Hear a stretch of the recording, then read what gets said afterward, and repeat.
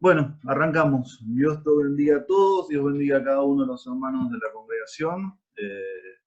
Shalom para Julio, bendiciones. Shalom para ustedes también. Acá estamos todos, bueno, somos algunos, faltan varios, pero venimos a escuchar un poco. Estamos estudiando Hechos de los Apóstoles. Empezamos el primer capítulo y había preguntas y había cosas que nos interesaban saber, ya de primera mano, por decirlo de alguna forma. Saber que vamos directamente a las raíces, así que te buscamos vos. Julio es un gran amigo mío de Muy hace mucho. honrado, muy honrado. Él se llama Julio Levit, él está hablando directamente de Alemania. Yo quiero que Julio se presente. Buenas noches. Me imagino que, bueno, son las 7 de la tarde ahí, ¿verdad? Aquí son las 10 de la noche. Así que vamos a hacerlo muy ameno, pero no muy extenso, porque después tenemos que ir a la cama y seguir. Bueno, me presento, yo soy Julio Levit Koldorf. Fui miembro de la comunidad judía de Rosario. Trabajé 3 años en una ONG judía aquí en Europa, recientemente, y durante muchos años trabajé como madrij, o sea, la traducción sería guía o mentor en la comunidad judía de Rosario durante muchos años. Pero fundamentalmente soy muy amigo de Federico y fuimos a la escuela juntos, al colegio, y estoy encantado de estar acá con ustedes para charlar de lo que quieran, pero me imagino que ahora vamos a charlar de la festividad de Shavuot, que no es ahora, sino el mes que viene. Amén. Bueno, la verdad que muchísimas gracias por estar, va a ser mucha bendición. A todos los hermanos ya saben, toda anotación, anotar, marcar en su Biblia, marcar, tratar de sacar todo lo que podamos aprender, de todo lo que podamos, de todo lo que podamos aprender para interiorizar más sobre esto que hemos empezado a ver, que son el Hechos de los Apóstoles. Yo voy a poner en silencio el teléfono, si no, no bueno, Julio, estábamos hablando un poco sobre la fiesta que para nosotros como conocida como el Pentecostés, el Shavuot. Queríamos saber un poco sobre eso, queríamos interiorizarnos un poco sobre lo que es el Shavuot, cómo lo vive el pueblo de Israel, cómo lo vive el pueblo judío. ¿Podrías explicar un poco sobre esto? Sí, bueno, que también, ya que estamos en grupo, quería comentarle también a tus colegas de que lo que te había dicho antes, que cómo vive el pueblo judío, ¿no? Las fiestas, ahora estamos terminando, de hecho hoy terminó el Yom HaZikaron, que Yom es día, Zikaron es los caídos, que se conmemora los alrededor de 28.000 caídos en las guerras de Israel, desde el establecimiento del Estado de Israel en el 48, en el 67, en el 73, más los 3.150 fallecidos en ataques terroristas desde esa fecha hasta el día de hoy. Al mismo tiempo, si bien es una fecha de mucha tristeza y congoja, mañana mismo empieza el Yom Ha'atzmaut, que es el Día de la Independencia. Obviamente que está todo el mundo en cuarentena, pero se festejará en cuarentena los 72 años de la independencia del Estado de Israel, y no hay mal que por bien no venga, ¿no? Así que por suerte tenemos de vuelta nuestra querida tierra de Israel. Hablábamos Bueno, te de cuento. importancia A sobre ver, esto, importancia sobre Shavuot. las fechas. Perdón, ¿cómo? Y nosotros contábamos y podíamos hablar un poco sobre la importancia de la fecha para el pueblo, para los cristianos, tomando como el reloj del mundo para nosotros y el reloj de la segunda venida del Señor Jesucristo. Una de las principales señales del regreso era el establecimiento, establecido Israel como nación. Después, si podés recordar la fecha. Bueno, la fecha es justamente el día de mañana, el 29 de 1948. el reestablecimiento del Estado de Israel. Israel existió como Estado en 3 momentos. Antes de la primera diáspora, después en el regreso, y la tercera vez de la segunda diáspora, que es cuando se restablece el Estado en 1948. Perfecto. Para nosotros esa fecha es Pero muy bueno, importante, está bueno para anotarlo, tiene que ver con la higuera de Lucas, o sea, lo podemos ver en Lucas sobre cuando habla de la higuera, ahí es para nosotros fecha muy, pero muy importante.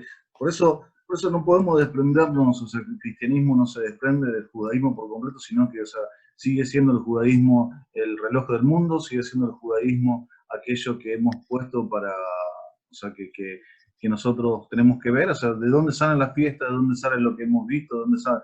Y una de las cosas es, decimos todos, somos pentecostales, o sea, porque nacemos, nuestra iglesia como cristiana nace desde de la fiesta de Sukkot, así que para nosotros es importante saber qué es. bueno, si te interesa, o si, si puedo, empiezo a explicar un poco, más o menos. No mucho, porque te digo, acá son las 10:10 de la noche No, no, no. y tampoco los quiero aburrir, no sé. A ver si vos y yo podemos hablar mucho. Pero aquí también estamos acompañados de gente que también tiene que hacer sus cosas. Bueno, Shavuot, lo que es la fiesta, la conmemoración de un evento que pasó un día hace 3.500 años. Tenemos que agarrar la máquina del tiempo, tratar de viajar, desprendernos un poco de las contaminaciones de la modernidad y los prejuicios que nos pueden acaecer de algunas preguntas modernas, pero tenemos que pensar en algo muy, muy antiguo. La palabra Shavuot significa literalmente semanas. En hebreo, Shavuot es semanas y se refiere, digamos, a la cuenta de 50 días desde la festividad de Pesaj, que es la Pascua judía, que rememora la salida del pueblo de Israel de Egipto. Y bueno, Shavuot no es otra cosa que la conmemoración de este tiempo que transcurrió hasta que se produjo un evento que yo lo definiría como alucinante, increíble, que está grabado en la memoria del pueblo judío. Y por extensión, entiendo yo que por extensión, al resto de la humanidad. Este evento es la entrega de la Torá. Por ejemplo, para explicar un poco, el calendario judío es distinto del calendario gregoriano, o sea, del año 2020, cómo se miden los años, etc. El calendario judío va por el año 5780 y los meses no coinciden siempre, por eso las fiestas judías no caen siempre en las mismas fechas del calendario gregoriano. Están más o menos por el misma época, pero no caen siempre en la misma fecha. Por ejemplo, Shavuot cae este año entre el 28 y el 30 de mayo.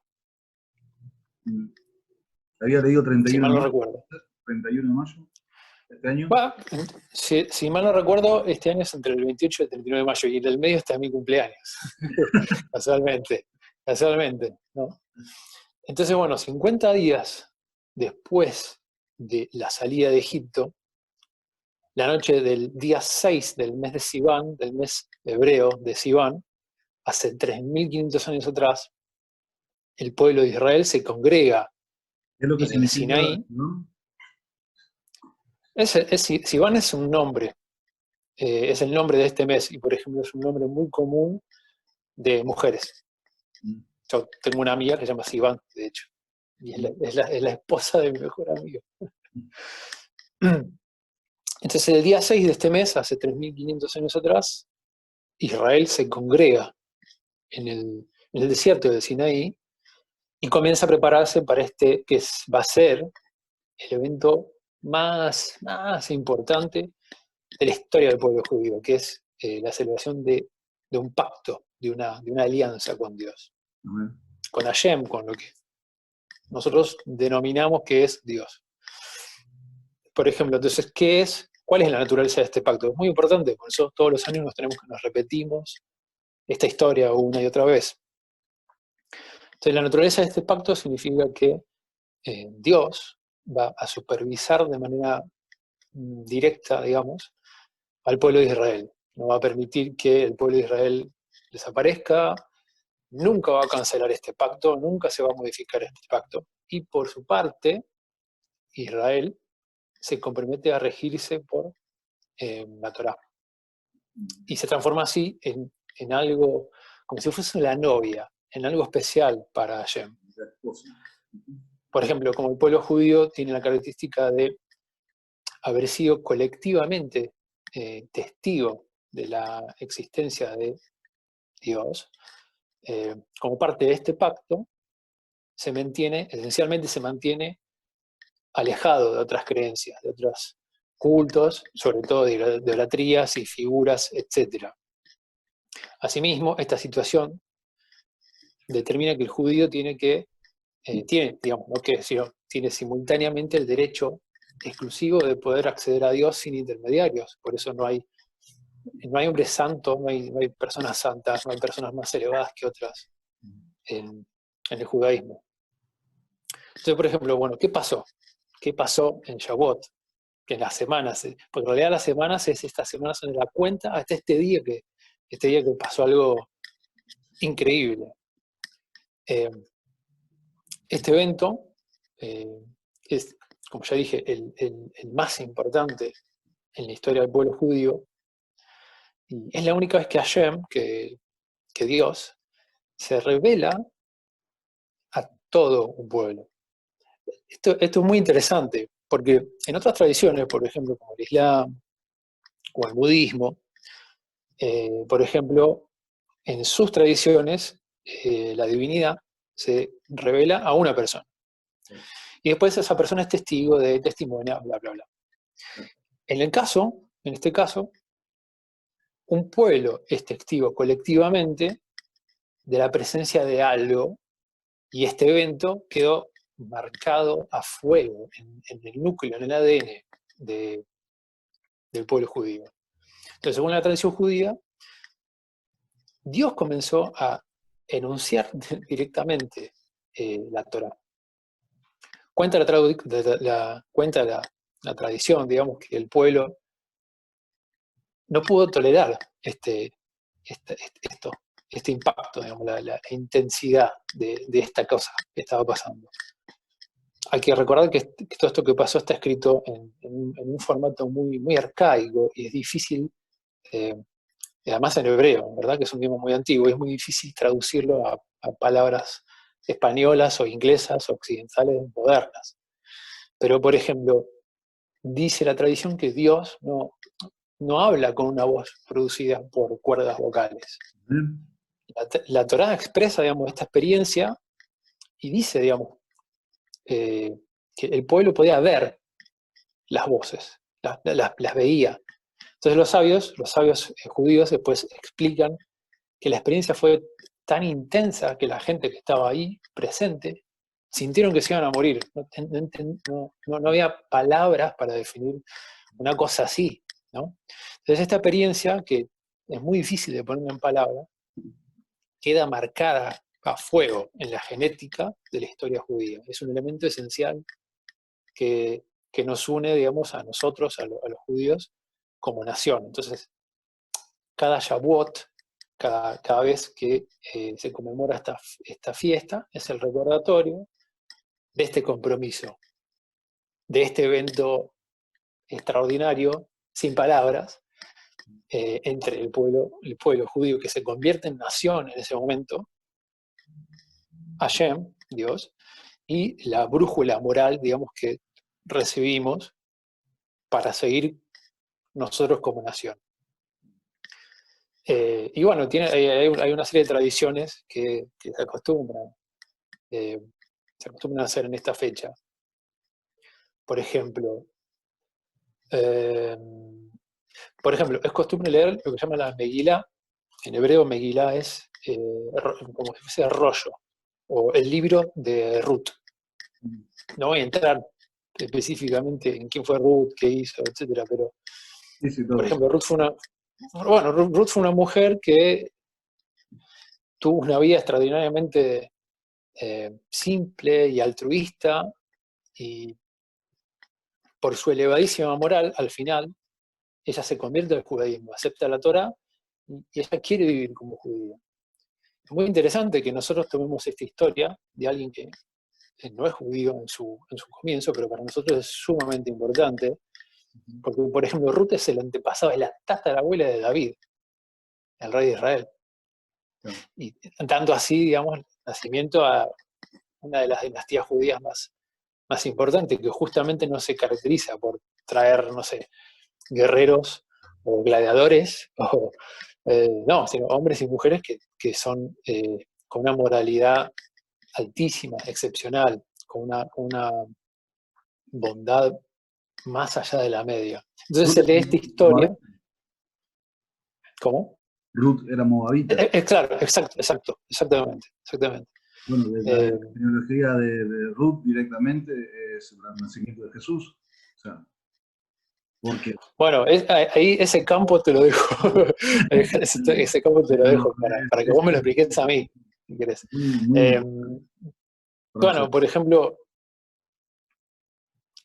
eh, bueno, bueno, esta historia se lee para recordar que así como Ruth, que no siendo judía, con la más alta moral, con el más alto altruismo, se convierte al judaísmo. Para nosotros es muy importante, porque así como ella lo hizo, el pueblo judío como entidad tiene que recordar guiarse por estas mismas cualidades morales y mantener este pacto que nos convirtió como nación, la nación de Israel. Bueno, por ejemplo, después hay otra tradición que antes, lo habíamos comentado antes, que el tema de las plantas, sobre todo plantas verdes, porque cuenta la tradición de que en este momento el Sinaí reverdeció. Entonces se tiñó de colores y de verdes, sobre todo de verde, ¿no? Y bueno, por ejemplo, como quiero explicar un poco más o menos así, las comunidades judías también son muy diversas y vienen de muchos lados. Hay una comunidad judía que se llama Mizrahi, que viene del Mizraj, que viene del oriente. Mizraj es oriente en hebreo. Y son todas las comunidades judías que vienen de Irak, de Siria, de Yemen, de Irán. Por ejemplo, los judíos mizrajíes la llaman, aparte de Shavuot, la llaman la fiesta de las flores, justamente por esta tradición. Después hay otra tradición que es el tema de ingerir lácteos, todo lo que tenga que ver con queso, leche. Es muy interesante porque una de las razones de esta tradición de la ingesta, digamos, láctea, es que con el recibimiento de la Torá vino lo que se conoce como kashrut o kosher. Que el kashrut son formas espiritualmente aptas para el cuerpo. ¿Cómo, repetirme cómo se llama? Kashrut. Kashrut. Kashrut. O sea, kosher, la palabra kosher en hebreo significa apto. Apto. Apto. No solamente tiene que ver con la alimentación, tiene que ver con la vestimenta, tiene que ver con formas de hacer, hay formas, por ejemplo, de trabajar kosher, hay formas de hacer tu profesión kosher, formas de kasherizar tu casa, tu cocina. No es mucho más amplio que solamente la comida, pero bueno, justamente el tema del lácteo es como las normas Algunos traducen como espiritualmente. santo, ¿puede ser? ¿Cómo? Algunos traducen ¿Cómo? como santo, kosher. No te escuché bien. Algunos lo traducen como santo kosher. A kosher. Santo es kadosh, Claro, kosher es apto. claro, Eh, bueno, las formas espiritualmente aptas, porque una de las cosas que tiene el judaísmo, no me quiero ir un poco de Shavuot, pero vamos a hacer un paréntesis, una de las cosas que tiene el judaísmo es no separar la espiritualidad del cuerpo. O sea, el cuerpo hay que elevarlo espiritualmente, porque nosotros tenemos espiritualmente una idea de lo que es la espiritualidad, ¿verdad? Entonces, no está separado eso, uno tiene que elevar el cuerpo, y según la tradición judía, esta es la forma, obedeciendo el kashut. Bueno, una de las costumbres de Shavuot es que como no existían las normas espirituales de alimentación del cuerpo antes de este evento, de la entrega de la Torá en el monte Sinaí, eh, bueno, por ejemplo, con el kashut viene lo que se llama la yejitá. La yejitá es la forma apta, correcta, de sacrificar, de matar a un animal para que sea apto para el consumo humano. Cualquier animal, cualquier animal que se vaya finalmente a comer. Entonces, como apenas había recibido la Torá en este día, en aquel día, todavía no había expertos, no había estudiosos en cómo practicar las normas de la comida. Por lo tanto, al no poder carne o al no poder comer carne o pollo, lo que comieron fue justamente productos lácteos. Entonces, bueno, por ejemplo, una aproximación un poco más mística judía, cabalística, se considera que así como una analogía, ¿verdad? Así como las madres nutren a sus hijos, su recién nacido, con las propiedades de la leche, Hashem nos nutre a su pueblo con las propiedades que tiene la Torá. Entonces es una de las costumbres que se hace este día. Y bueno, finalmente, para dar un poco de cierre a las tradiciones especiales del día de Shavuot, que no es hoy, vamos a recordar que no es ahora, sino que es entre el 28 y el 30 de mayo, una de las cosas que se hace también es permanecer despierto toda la noche estudiando Torá. Es una tradición interesante porque según la tradición, según la historia, la costumbre, la Torá oral, cuenta que una parte del pueblo estaba tan exhausto y agotado por todo lo que estaba pasando ahí, que no podía mantenerse en pie de tan exhausto que estaba, y se durmió. Una parte del pueblo se durmió. Entonces, posteriormente, los sabios judíos consideran que esto fue un error, que fue una equivocación de nuestros antepasados. Entonces se acostumbra a estudiar Torah toda la noche, justamente porque estar despierto estudiando es un esfuerzo. Y así, simbólicamente, ir corrigiendo todos los años ese error de nuestros antepasados, haciendo vigilia, estudiando Torah todas las noches de Shavuot. Bueno, y básicamente eso es. Estoy viendo que estuve media hora hablando. No, Así que.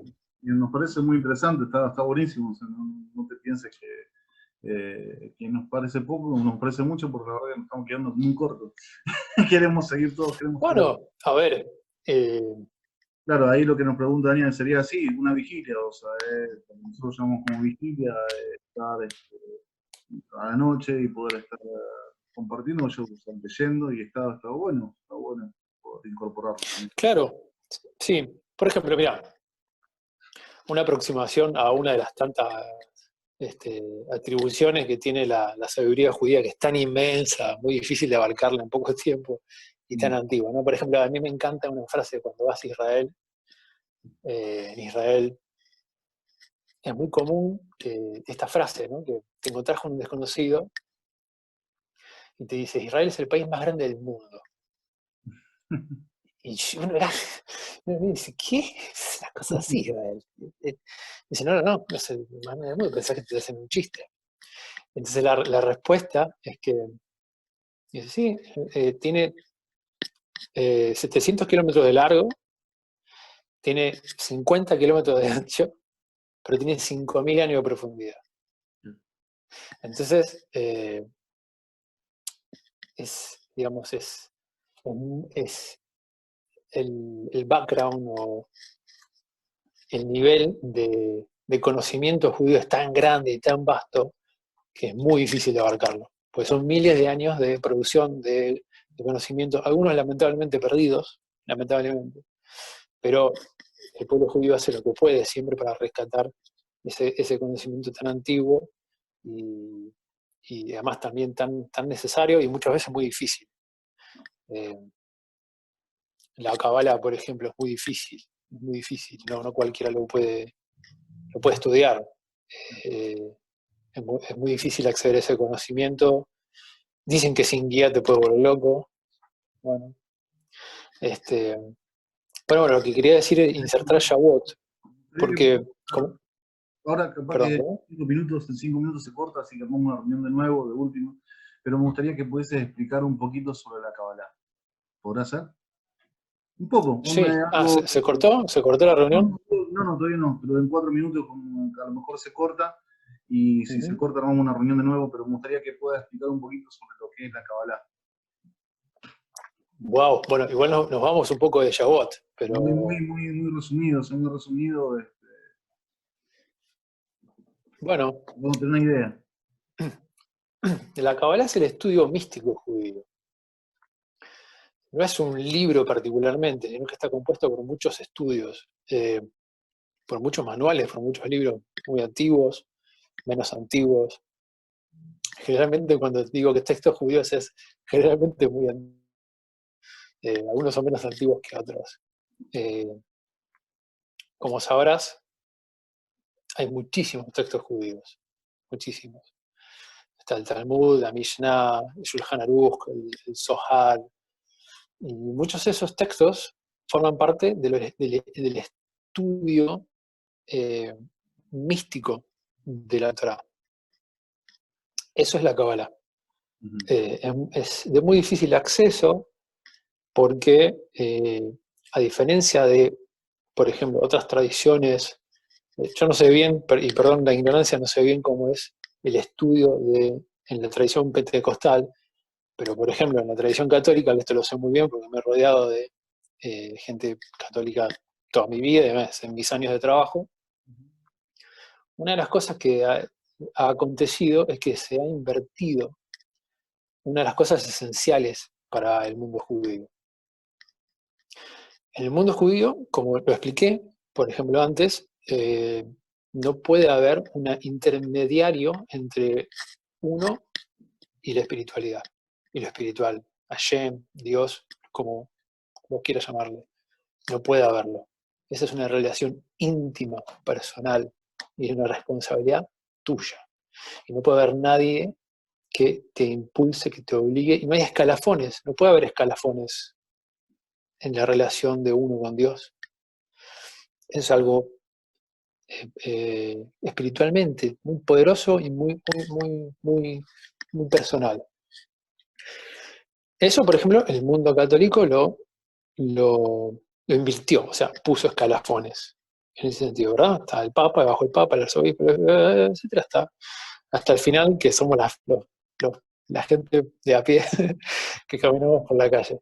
Y otra de las cosas que invirtió, por ejemplo, es el acceso al conocimiento.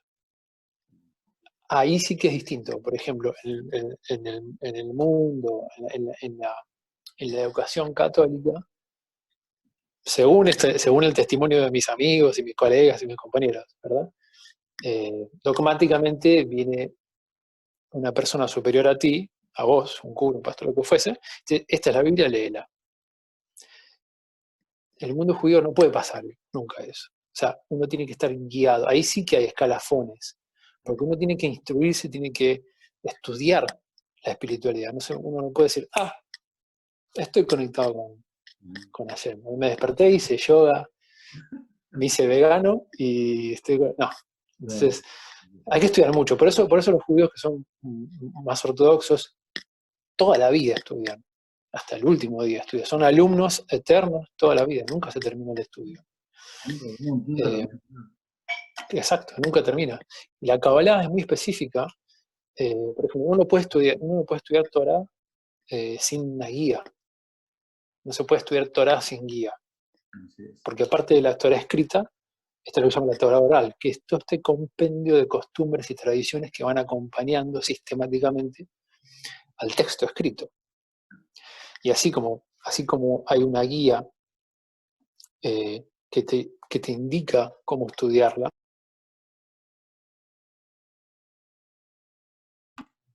Ahí está, retomamos ahora. Ahí está, somos todo oídos, se había cortado, ahí empezamos, estoy silenciado. Ahí. ¿Se escucha? Sí, ahí se escucha. Bueno, no sé en qué me había quedado, me van a tener que recordar. Sí, estamos hablando un poco cerrar un poco sobre la Kabbalah, pero bueno, yo creo que después lo que me gustaría hacer también, más adelante, en algún momento que puedas, hacer otra reunión de esta, explicando también sobre el Pesaj. Sí, bueno, Porque ya sé que va a ser por mucho más largo también, ¿no? sí, a ver, eh, todo se puede hacer amenamente como estamos haciendo este encuentro que está buenísimo. Eh, el tema es que nosotros estamos hablando ahora, por ejemplo, de una fiesta que todavía no vino, que está conectado con una fiesta que ya pasó. Claro. Y por ejemplo, si querés, podemos hacer algo parecido en una fiesta que se venga próxima. Bueno, de Shavuot ya viene el mes que viene. Y después, a ver, tenemos Yom Kippur, después tenemos Sukkot. Y bueno, después hay más fiestas, Simchat Torah, bueno, el otro ya pasó, hasta Hanukkah. Hay muchísimas fiestas. Rosh Hashanah, que es el año nuevo. Hay muchísimas fiestas. El Hanukkah estaría muy bueno para hacerlo, que podamos estar juntos y podamos explicar. Es una hermosa fiesta, Hanukkah. Es una de mis fiestas favoritas. Sí, sí, sí. Estaría bueno después poder entrar y conversar un poco sobre eso. Ahí uno de los hermanos preguntaba, y nosotros, o sea, el principal mandamiento que dice, oye Israel, Jehová vuestro Dios, Jehová uno es. Ajá. Bueno, si querés te explico. ¿Me explico? Sí, por supuesto. Bueno. Por supuesto, eso es lo que queremos. Preparen sus cachetes, porque mirá, eso que vos dijiste me encanta lo que dijiste. Porque es una de las frases, es unos statements, ¿cómo es? Es una de las afirmaciones es la más importante para todo el pueblo de Israel. Es para todo el pueblo. No es un mandamiento. Ahora te voy a explicar. Ahora voy a explicar. No. Ni siquiera es una barajá, ni siquiera es un rezo. Simplemente es una afirmación, es la cosa más definitoria y tan hermosa, porque esa frase surge de la siguiente manera, ¿verdad? Jacob está con todos sus hijos ya al final de su vida, al final de sus años, pasaron un montón de cosas, pasaron muchísimas contingencias, esto. Entonces, Jacob es el hijo de Itzhak, es el hijo de Abraham, es el momento, porque hay que entender que la relación entre el pueblo judío y Hashem, y Dios, va variando y es distinta. Por ejemplo, la relación entre el pueblo judío y Hashem empieza con una relación no accidental, pero no para nada accidental, pero casi contrariada, porque si vamos a la historia o si vamos a los textos, la mayoría de los grandes personajes del pueblo judío son todos antihéroes. La primera relación es con este que se llamaba Abraham, que era un sumerio de la ciudad de Ur, que tuvo una relación particular él con esta entidad que llamamos Hashem, que llamamos Dios, y después esa relación pasó a ser a su familia. Entonces el pueblo judío como pueblo no existía, era un grupo familiar, era una familia. Pasó a Abraham, pasó a Isaac, pasó a Jacob. ¿Qué pasa? La relación ahí cambia de vuelta, porque el nombre dado a Jacob es Israel. Ya, Israel y Jacob son la misma persona. Que Israel significa aquel que lucha con Dios. No contra Dios, sino a la par de Dios. Bueno, entonces, Jacob tiene 12 hijos, de ahí se van a desprender las tribus. Entonces, a partir de ahí, el pueblo judío se transforma en una tribu. Pasa a ser una familia, un grupo familiar, a ser una tribu, crece. Entonces lo que hace Jacob, junta a todos sus hijos al final de sus días, y muy preocupado por ver si todos habían entendido el mensaje, ¿no? Le habían hecho caso a papá.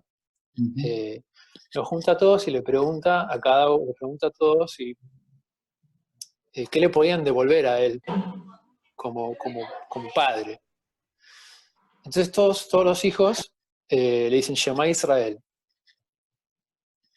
Hashem Eloheinu, Hashem Echad. O sea, que el mensaje de Jacob queda para ser transmitido. Escucha Israel, Shema Israel, escucha Israel, tú, papá, nuestro padre, las enseñanzas que nos has dado, la tenemos y la incorporamos. Hashem es nuestro Dios y es uno solo. Es importantísimo. ¿Por qué? Porque eso marca el comienzo de lo que es las tradiciones monoteístas en el mundo. Es la primera vez que un grupo se junta y le dice, sí, creemos que esta entidad a la que nosotros tenemos un acuerdo, un pacto, es una sola. Entonces, para el pueblo judío, es la frase más importante de toda nuestra tradición. Sí, yo creo que la afirmación más importante de toda la Biblia, ¿no? O sea, de toda la palabra, o sea, de toda la historia de la humanidad. O sea, Israel, Jehová vuestro Dios, Jehová uno es. Yo puedo hablar por mi pueblo, por mi tradición. Yo no me quiero meter, a ver, nos está escuchando un budista, y nos dice, no, lo que pasa es que... Sí. Todo bien. Nosotros creemos en Dios como uno solo. A ver, estoy tratando de apretar para que tu pantalla la puedo ver de vuelta. Bueno, veo 4 pantallas así. Moverlo para el costado,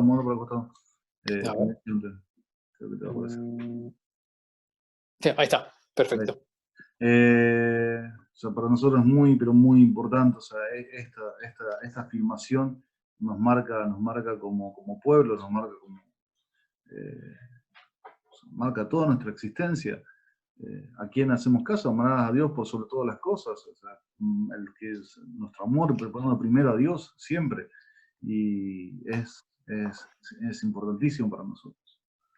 Dios es un Dios celoso, Jehová es un Dios celoso que no comparte su gloria con nadie. Cuidado, porque ya que estamos hablando de Shavuot y de este tema, por ejemplo, según la tradición judía, Hashem elige a los pueblos para presentarle la Torá.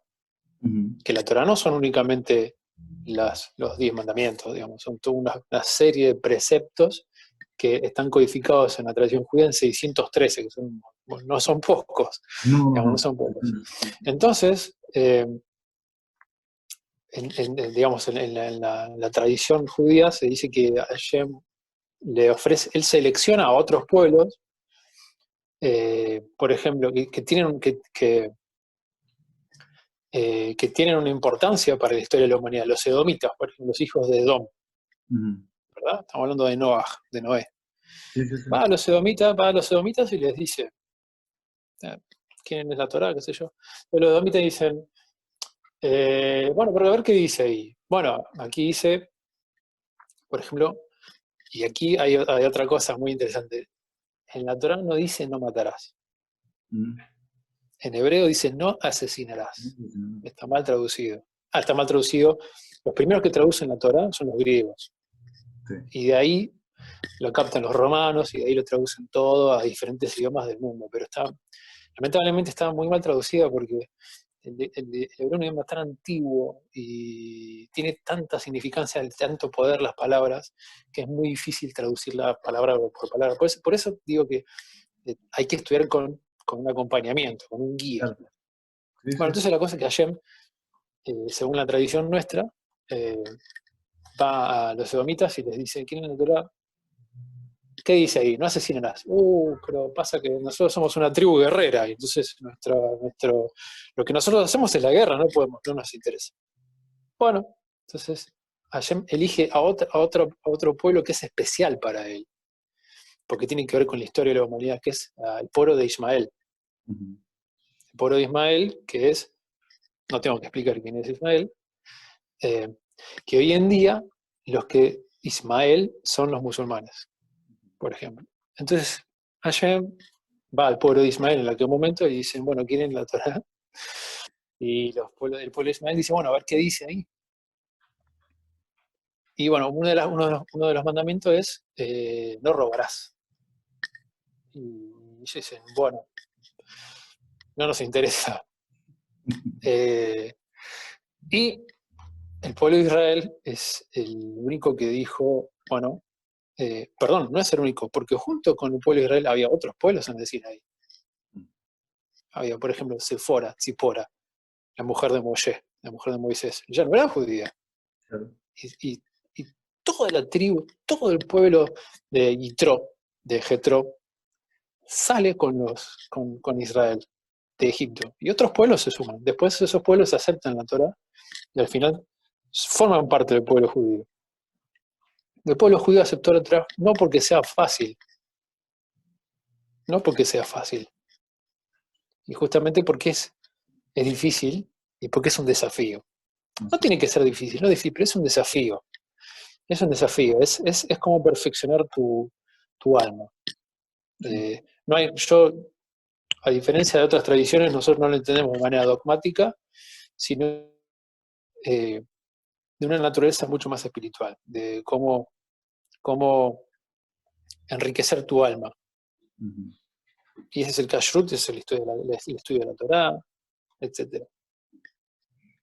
Sí, o sea, la escritura dada directamente de Jehová, de Dios, o sea, tiene el poder de transformar la vida de muchos, o sea, no podemos creer una Biblia que solamente tenga un mandamiento, sino que transforma al ser humano, que transforma por completo.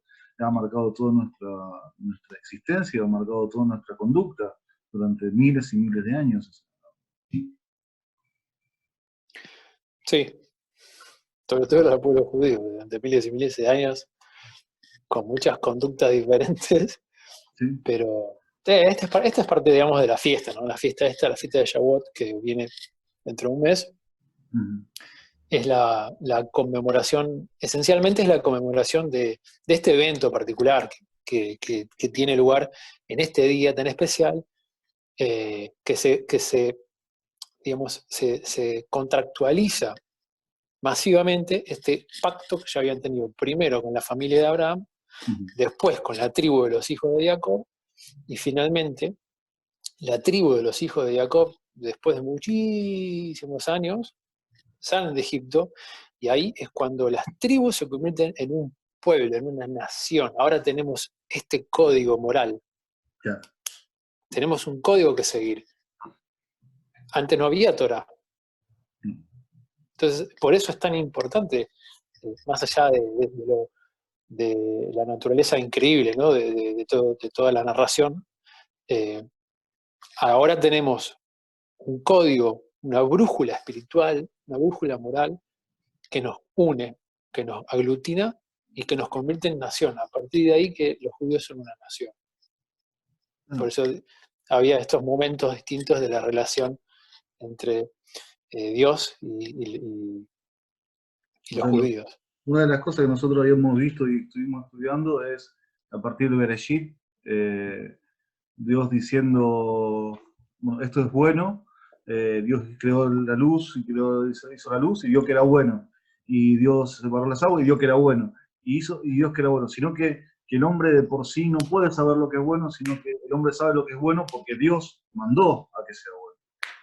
Y dado la ley y dado la palabra al hombre, podemos definir también qué es lo que hacer o cómo comportarnos, qué es lo que debemos hacer como personas, como ser humano, porque Dios sabe lo que es bueno. Claro, a ver, estamos hablando de temas que dan para muchísimo, ¿no? Sí. Uno trata de resumirlo hablando, un poco, por ejemplo, pero... Bueno, hablando, por ejemplo, de lo que es bueno y ahora que estamos hablando con lo apto, ¿no? Porque kashrut, el kosher, lo apto para elevar la físico y la espiritual, va a estar un poquito, cada día un poquito más cerca de Dios. en este evento, por ejemplo, cuando Moshe, está esta historia, ¿verdad? Que primero recibe una Torá y cuando baja se encuentra algo que lo decepciona completamente. Que había una parte del pueblo que estaba tan desesperada, que estaba tan cansada, que estaba tan agotada, que eligió creer otra cosa. Eligió no seguir esperándolo a Moshe. Entonces Moshe, muy humano él, se enoja muchísimo con su propio pueblo y les rompe las tablas en la cara. Y no es, fíjate que cómo vuelve a rescatarnos, digamos, la segunda oportunidad, ¿verdad? Nosotros no somos los que nos rescatamos en ese sentido de decir, bueno, volvé. ¿Qué pasó? Nosotros no estábamos espiritualmente aptos para esa Torá. Esa Torá no es la misma que la segunda Torá. No es la misma. Nosotros sabemos que la primera Torá era mucho más complicada, mucho más difícil, tenía mucho más información que no sabemos. Dice que fue escrita directamente por Dios. Las primeras tablas que fueron entregadas fueron directamente escritas por Dios. Bueno, la tradición cuenta que o sea, Dios abre al pueblo entero, pero el nivel el evento este es tan traumático y tan increíble que el mismo pueblo le dicen, por favor, nosotros no podemos aguantar esto porque pensaban que se iban a morir. Entonces ellos el pueblo le pide a Moshe que, ya que a él no le pasa nada, no se muere, con el contacto con lo que sea que es esto, digamos, si él puede ir y volver. Entonces, lo que hace, en la tradición judía, Hashem les dicta la Torá al pueblo. El pueblo le dice, no lo puedo aguantar. Entonces le pide a Moshe que por favor, ya que a él no le pasa nada. Dice que él se tapa su rostro porque, o sea, resplandecía su rostro de contacto con Jehová, o sea, no podía el pueblo verlo. Bueno, esa es una de las cosas que tenemos los judíos. Nosotros no podemos decir qué es lo que había pasado ahí, porque la verdad es que no sabemos. Mira, hay una frase que a mí me gusta mucho, y que yo esto se la he dicho a mucha gente que antes, cuando yo trabajaba en esta ONG, de otras creencias que me venían y me preguntaban cosas, bueno, me preguntaban muchísimos de ellos. Mucha gente piensa que nosotros los judíos tenemos toda la información de qué pasó en el monte Sinaí, nosotros sabemos todo. Y la verdad es que es mucho más intenso, enorme y humilde, en el sentido de que ningún judío, por más ortodoxo, rabino, lo que sea, te puede decir y te va a decir, yo sé lo que pasó ahí. No. Entonces, a mí me gusta mucho una frase de un rabino que se llama Marshall Meyer, y él hicieron una pregunta, y él dice, miren, yo no sé lo que pasó en el monte Sinai, pero algo pasó. Lo que sea que ahí pasó, creó un pueblo entero, una nación entera. Y lo que sea que ahí pasó, que en este pueblo quedó marcado tan a fuego, que la mayoría de todas las conmemoraciones y celebraciones son alrededor de este evento, que es un evento. Entonces uno dice, bueno, evidentemente algo pasó ahí para que se transmite de generación en generación durante 35 siglos, 3.500 años atrás, y que nosotros queramos guardarlo como un tesoro tan precioso, ¿verdad? Entonces, y por ejemplo, las otras fiestas judías son muy mundanas, o sea, son cosas que los hombres hicieron y que también hay una de las cosas que intento explicarle a las personas es que el Talmud y los otros libros, los libros judíos, son las sagas de nuestro pueblo. Como puede ser la saga de los vikingos, son las historias que nos pasaron a nosotros. La entrada de Israel, la construcción del templo, la destrucción del templo, el exilio en Babilonia, la vuelta, la guerra contra los griegos, la guerra contra los romanos. Está todo, digamos, escrito ahí, y no es que nosotros lo tomamos únicamente como un símbolo, que bueno, que esto está bueno, que está ahí está. No, o sea, son cosas que nos pasaron a nosotros como nación. Entonces, no, me perdí. Sí. No, está buenísimo porque, o sea, creemos en eso, o sea, no lo vemos como una historia, no lo vemos como una historia, sino lo vemos como la historia completamente todo nuestro, o sea, de la humanidad. O sea, lo vemos como Claro, bueno, yo, por ejemplo, yo te puedo, no tomamos como sinceramente, historia. te voy a decir, voy a reflotar las palabras del rabino este que a mí me gustaron mucho. Yo no sé lo que pasó en el monte Sinaí, pero algo pasó. Y obviamente por eso tengo esto acá, por eso soy quien soy, si no, todo está conectado en esta historia. ¿Hola? Sí, te escucho. Te escucho. Cuida. Ahí está, sí, Ahí está. te escucho.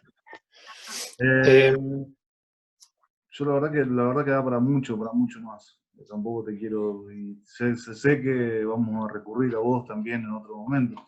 Creo que Bueno, todo esto es, o sea, poder saber, porque volvemos nuevamente, o sea, nuestra creencia, nosotros mismos venimos directamente o sea, del momento de una fiesta judía. O sea, toda nuestra iglesia, como la conocemos, lo tomamos como punto de partido en la fiesta del Shavuot. claro. Por eso nos llamamos pentecostales, porque, o sea, tenemos que ver con la fiesta del Pentecostés, de los 50 días, donde Pedro se levanta. Pero yo quiero que cada uno de mis hermanos, cada uno de todos, podamos saber qué es lo que estamos haciendo. No soy pentecostal, pero ¿por qué? O sea, qué es lo que qué es lo que se entrega, qué es lo que pasa, qué es lo que... actualmente, por ejemplo, o sea, vos lo van a celebrar, vos como individualmente vos vas a estar celebrándose. Bueno, lamentablemente estamos en una época de pandemia y nadie puede ir a encontrarse con nadie y nadie se puede meter en un lugar cerrado más que sea el supermercado. Así que las iglesias, los templos, las sinagogas están Pero lamentablemente cerradas. sacando esta situación, sacando la situación que estamos viviendo, como en un momento normal, ¿cómo lo vivirías? Bueno, especialmente la fiesta de Shavuot, decís. Sí. Bien, la fiesta de Shavuot es una fiesta, te digo, es muy interesante. Todas las tradiciones judías tienen un porqué y un para qué. Todo este tema de comer lácteos, todo está asociado, tiene una historia y está conectado, y la idea es que, como si fuese un software que se activa solo, ¿verdad? Es decir, al repetir esta historia es volver a conectarte con ella y poder usarla el día de hoy para nutrir de vuelta de moralidad tu propia alma, acercarte más a lo que sea que vos te estés buscando. La idea es que tiene que ayudarte. Como la gente no está acostumbrada a hacer vigilia un día de semana, toda la noche, porque al día siguiente tiene que trabajar, etc. Hay gente que cumple, hay gente que no cumple, que cumple, digamos, que adopta cierta tradición, que no. Pero el pueblo judío en ese sentido es muy flexible, porque, como te dije antes, no puede haber intermediario, ni siquiera a nivel de exigencia, no puede haber intermediario. O sea, vos elegís qué es lo que tu alma necesita cumplir en este momento.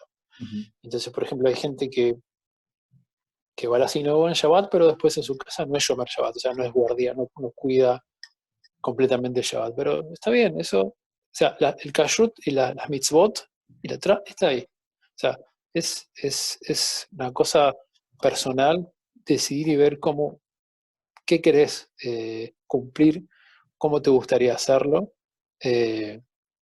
Y si me lo preguntas a mí personalmente, a mí me encantaría que se termine mañana, Baruch Hashem, esta pandemia, y poder ir a Shabbat, a la sinagoga y cantar con toda la gente. Me Es lo que encantaría. estamos todos, Pero, ¿ves? El aislamiento de pero eso nos está bueno, afectando a todos, las reuniones. sí. Bueno, pero Besat Hashem, eh, todo va a terminar pronto. Así que, bueno, bueno, te dejo, seguramente vamos a estar conectados y te vamos a volver a insistir para tenerte, la verdad que nos encantó, yo creo que hemos aprendido mucho, y poder saber de dónde viene, o sea, porque tenemos un origen y nuestro mismo cristianismo tiene un origen y queremos aprender sobre él, queremos nutrirnos también de la palabra, de saber lo que dice y entender.